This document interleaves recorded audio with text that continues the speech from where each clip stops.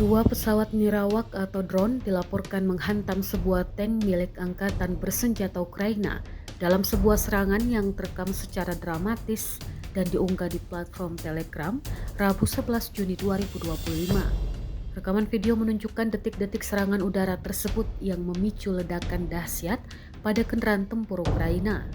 Meski dihantam secara langsung, personel militer Ukraina yang berada di dalam tank tampak berhasil menyelamatkan diri dan melarikan diri dari lokasi sesaat setelah ledakan terjadi.